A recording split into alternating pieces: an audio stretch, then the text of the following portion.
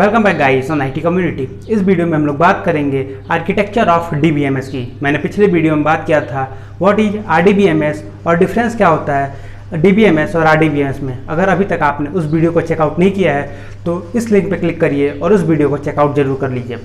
चलिए वीडियो शुरू करते हैं। जैसा कि मैंने पिछले वीडियो में बताया था कि जो आरडीबीएमएस होता है वो होता है रिलेशनल डेटाबेस मैनेजमेंट सिस्टम, और उसमें जो भी हम लोग डेटा स्टोर करते हैं उसको स्टोर करने के लिए हम लोग यूज करते हैं टेबल्स का। तो ये जो टेबल्स होते हैं वो उनके आर्किटेक्चर को हम लोग 3 पार्ट में डिवाइड करके इजीली समझ सकते हैं। आता है प्रेजेंटेशन लेयर, फिर आता है एप्लीकेशन लेयर और फिर आता है डेटाबेस लेयर। जनरली हम लोग जो प्रोग्रामर्स होते हैं वो एक ही टीयर का इस्तेमाल करते हैं अपने कोड को लिखने के लिए, वो होता है सिंगल टीयर। सिंगल टीयर में क्या होता है, सिर्फ डेटाबेस होता है और जो प्रोग्रामर्स होते हैं वो डायरेक्टली इंटरेक्ट करते हैं डेटाबेस से।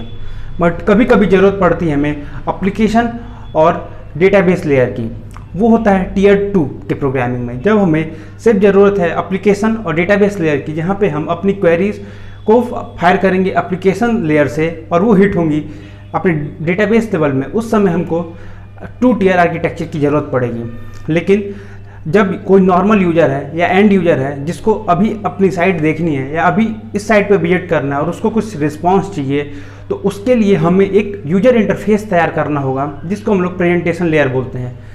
यूजर इंटरफेस जनरली GUI की मदद से या फिर HTML CSS जैसे लैंग्वेजेस की मदद से क्रिएट किए जाते हैं। अगर इसको और अच्छे से समझने आए तो हम ऐसा समझ सकते हैं कि जैसे जब भी CBSE का रिजल्ट आता है उस टाइम पे साइट जरूर डाउन होता है। इसको समझने के लिए हमें ये समझना पड़ेगा कि इस कंडीशन में आखिर होता क्या होगा। इस कंडीशन में ये होता होगा कि आपको साइट या तो दिख रही होगी, रिजल्ट नहीं आ रहा होगा, या तो आपको साइट ही नहीं दिख रही होगी। अगर आपको साइट नहीं दिख रही है, वहाँ पे कोई एरर दिख रहा है, इसका मतलब ये है कि जो तीनों लेयर है, प्रेजेंटेशन लेयर जो आपको दिख रहा है वो अच्छे से काम नहीं कर रहा है, तो बाकी दोनों लेयर का काम करने का कोई चांस नहीं है। कभी कभी क्या होता है कि आपको GUI या आपका यूजर इंटरफेस अच्छे से दिख रहा है, लेकिन जब आप अपनी क्वेरी हिट करते हैं, जब आप अपने रोल नंबर डाल के उसमें सबमिट करते हैं, तब क्या होता है वो बैकएंड में प्रोसेसिंग नहीं कर पाता है और नॉट फाउंड या फिर ऐसा कुछ मिसलिनियस या कुछ भी तो एरर बस थ्रो कर देता है।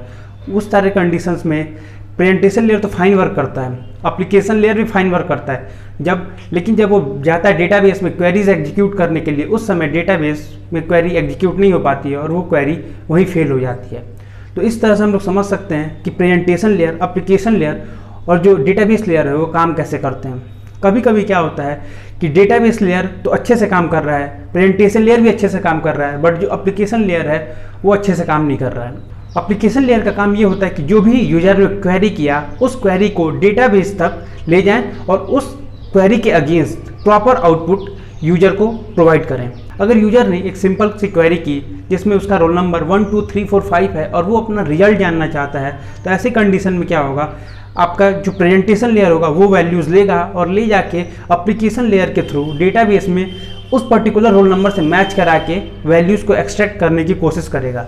बट ये हर केस में सक्सेसफुल नहीं होता है। कभी कभी क्या होता है कि जो यूजर ने अपनी वैल्यूज़ दी है वही फॉल्स होता है। तो इस कंडीशन में सारे लेयर अच्छे से काम तो कर, जो यूजर ने गलत डेटा प्रोवाइड किया है या उसके चलते यूजर की क्वेरी सॉल्व नहीं हो पाई। तो ये बहुत सारे तरह के इसमें कंडीशंस हो सकते हैं जो आप इजीली कंसीडर कर सकते हैं। कहीं कुछ फेल हो गया, कहीं सब फेल है बट क्वेरी एग्जीक्यूट नहीं हुई, कहीं क्वेरी ही गलत है। तो बहुत डिफरेंट टाइप की चीज़ें या डिफरेंट टाइप के सिनेरियोज इसमें बनते रहते हैं।